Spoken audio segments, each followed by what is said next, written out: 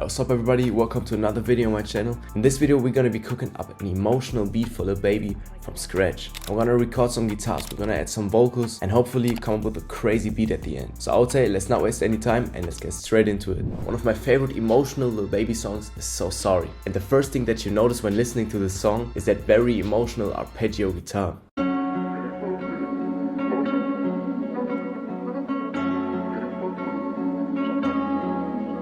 So now let's try to record something similar. And the original chord progression is -4, 0 and -2. So basically like this.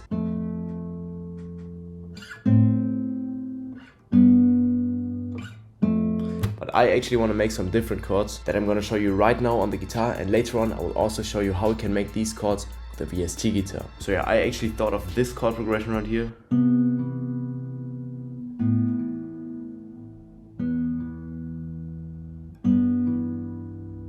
Which is basically a C. Then you go down 3 to an A, but you keep the notes from the first chord. And then you go down all the way to an E. Then up 3 to a G. So yeah, basically this is how you can make this chord progression in the piano roll with a VST guitar. So as I said, you start with a C and the notes on top are an E and a B. So we can actually copy the E and the B over. Then the next root note is an A. Then we come to an E. And then finally 3 up to a G.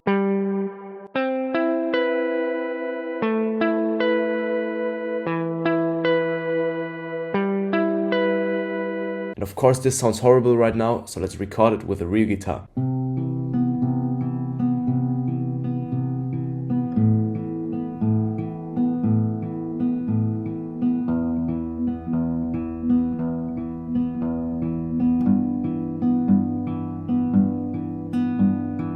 Yeah, now that we got that one recorded, I actually want to layer it with another guitar.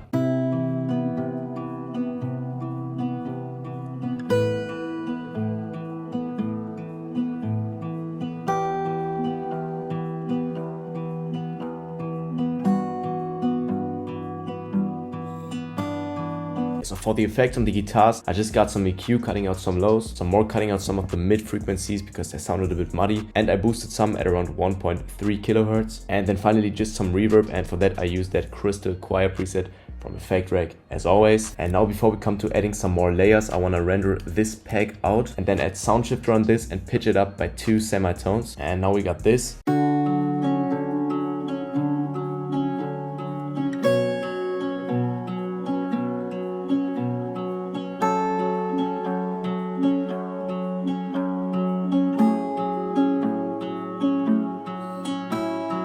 And for the next layer, I want to take inspiration from another song called My Shorty. On there you can hear a crazy vocal which kind of sounds like a choir.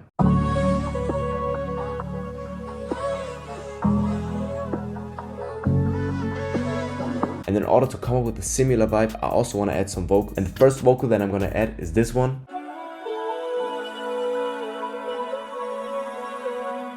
And to make it actually sound good, we gotta add some effects. So first let's add this EQ right here. And then on top, to really give it that space, just some reverb. And now to fill out that gap between the 3rd and the 5th bar, I actually want to add another vocal. So I just found this one right here.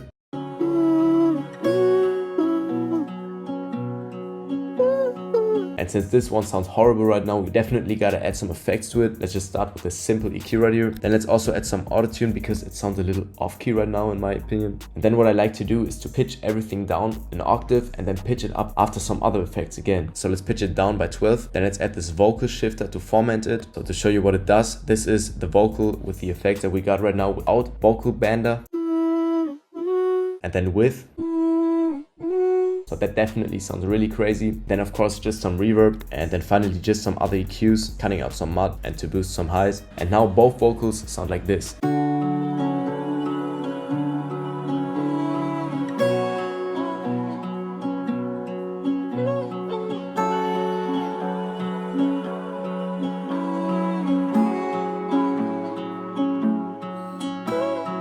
And on another crazy emotional Lil Baby banger, the main sound is a crazy key. Earl on the beat, Earl on the beat, Earl on the beat. Yeah.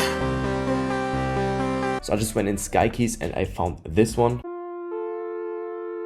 which is kind of giving me that never needed no help vibe, but I actually want to do something different with it. Instead of making it the main sound of our loop, I just want to have it in the background to fill up the guitars. So if you're doing the same chords with the keys that we did on the guitar, it sounds like this.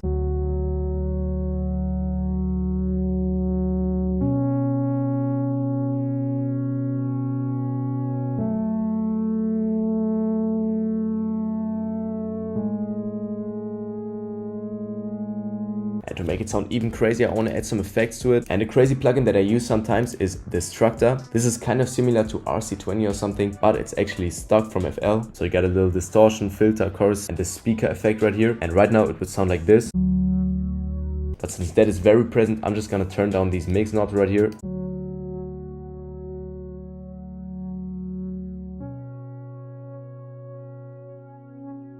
Then let's also add an EQ and finally just some reverb. And now before we come to the drums, I want to add this first touch bass from my drum kit. The link to that is in the description.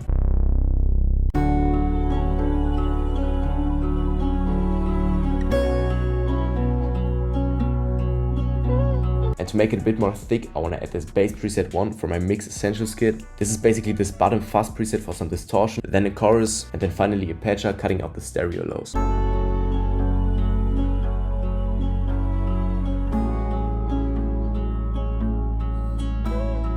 And whenever I add a bass to my loop, I always make sure that it is not louder than the main element of our sample, which in this case is our guitar.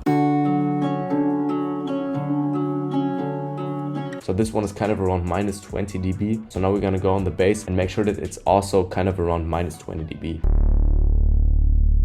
And arrangement wise, I want to begin with the main guitar and both vocals. And let's pitch this guitar up and layer it with the original pitch guitar. And also have that bass, the keys and the second vocal come in. Then when the beat drops, I want to have the first vocal, the keys and also the main guitar again. And then again the layered guitars with the high pitch and the original one combined with both vocals. And when it goes into the part, I just want to have the main guitar and also the keys. And now I would say let's render everything out and then I see y'all in the new project when we're gonna throw some drums on it. Okay, so here we are in a new project now. Let's straight up begin with the drums. First, let's start with a clap.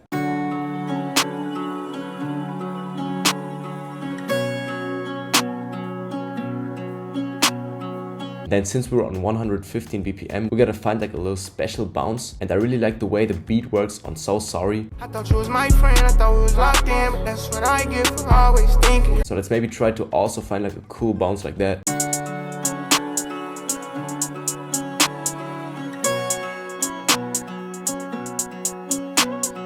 Yeah, so I kind of like that hi-hat bounce, but now let's add some more layers to fill out some gaps and give it some more drive. And for that we can use perks, snares, open heads, all of that stuff. And I always just try around, try out different things, try out different patterns, and then just see what works and what sounds good.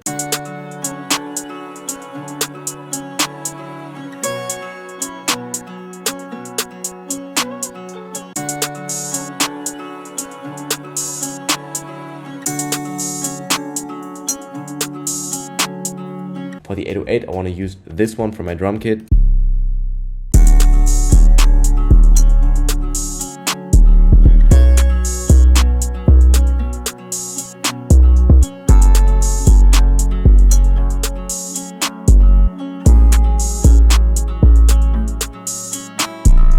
And on So Sorry, you can hear that the bass is layered with the 808. I thought you was my friend, I thought we was locked in, but that's what I get for always thinking. But of course, if you just put the sub bass on the 808, it would sound terrible. So what we're gonna have to do is we have to sidechain them. And to do that in FL, you gotta open up the Fruity Peak controller on the 808, right click the volume knob of the sub bass, hit link to controller, then set this to peak, set this to inverted. And there you go, now you layered the 808 with the sub bass. Now to round everything up, let's also add a kick.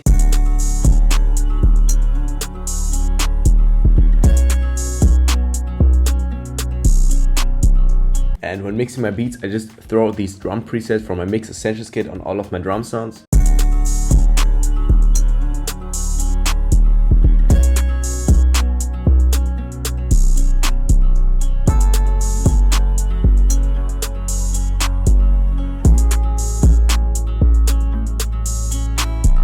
And now let's take a listen to our final beat.